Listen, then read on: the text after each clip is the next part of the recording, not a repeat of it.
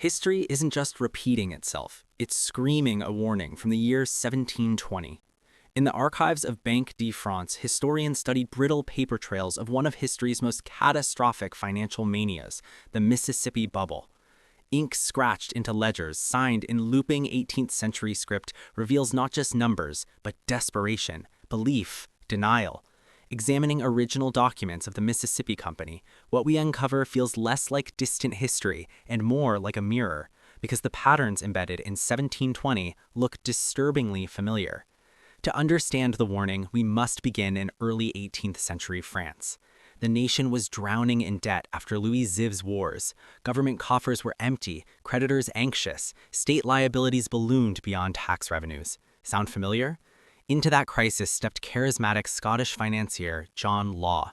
He was convinced paper money could unlock unprecedented prosperity.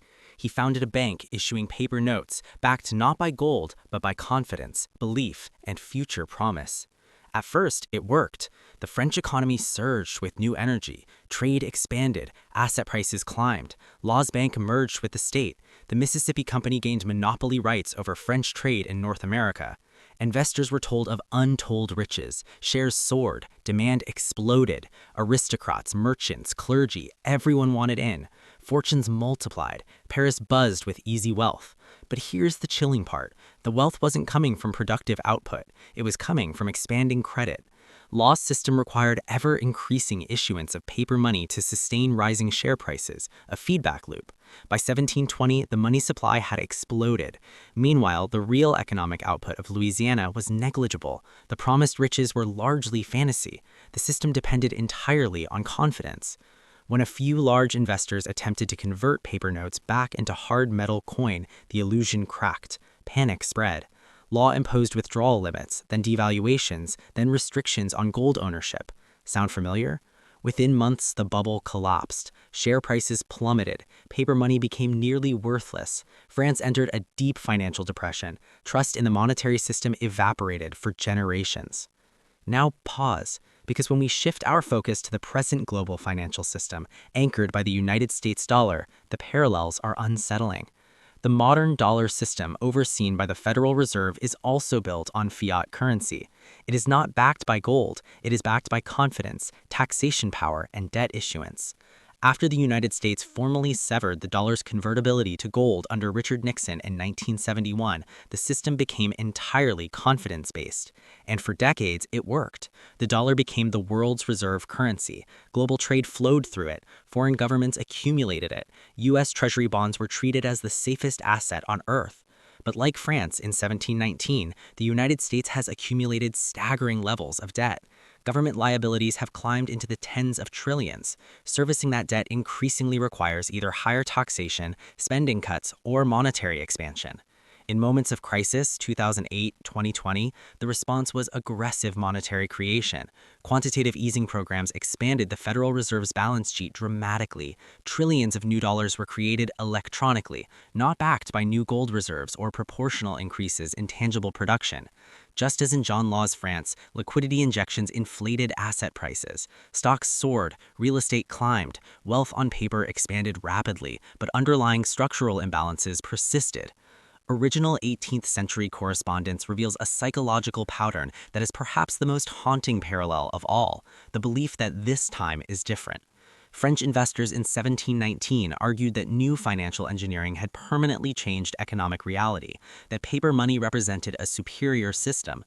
Today, similar arguments echo, that sovereign nations issuing debt in their own currency cannot default in traditional terms, that central banks can always expand balance sheets without consequence, that demand for dollars is infinite because the world needs them.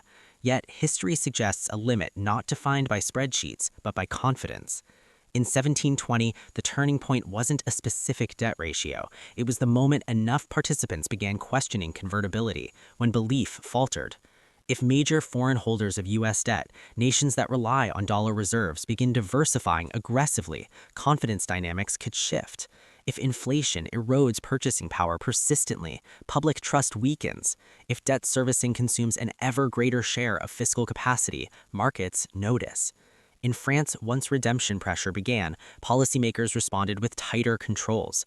Law restricted species withdrawals. He merged institutions to obscure liabilities. He devalued shares by decree. Each intervention bought time, but reduced trust. Today, interventions take different forms: interest rate oppression, liquidity facilities, regulatory adjustments. Modern tools are more sophisticated, but the underlying challenge remains identical: sustaining confidence in a system where liabilities outpace tangible backing. It is critical to note collapse is not inevitable on a fixed timeline.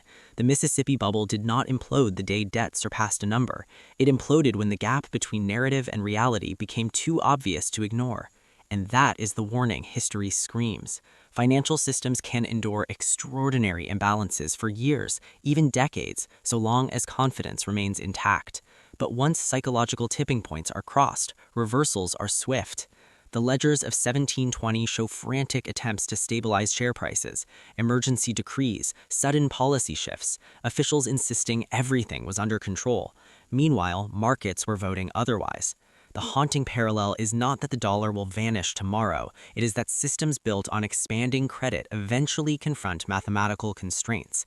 Debt compounds, interest accrues, currency supply expands faster than productive output, and at some stage maintaining confidence requires ever larger interventions. In France, those interventions accelerated the very panic they aimed to prevent. In our era, we face structural forces that amplify risk: globalized capital flows, algorithmic trading, interconnected banking networks. A loss of confidence today would propagate faster than horse-drawn couriers ever could. Yet there is another lesson buried in 1720's ashes. France did not disappear. Economies adapt, monetary systems evolve. After the Mississippi collapse, reforms eventually restored stability. The lesson was brutal, but survivable. So is the dollar truly entering its final hour? History does not provide prophecy, it provides pattern recognition.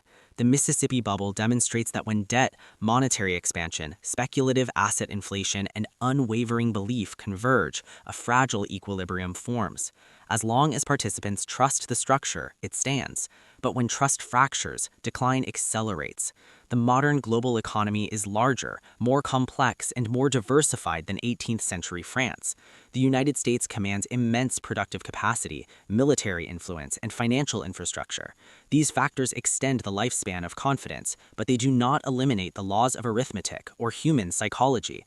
The warning from 1720 is that collapse is not guaranteed tomorrow. It is that unchecked debt expansion combined with monetary dilution historically ends in restructuring, devaluation, or crisis. The question is not whether history repeats exactly, it is whether we are listening when it rhymes. The brittle pages of John Law's ledgers do not whisper, they shall. They show how quickly optimism can morph into panic, how paper wealth can evaporate, how belief sustains empires until it doesn't. History isn't just repeating, it's holding up a mirror, and what we see in that reflection depends entirely on how long confidence can outrun consequence.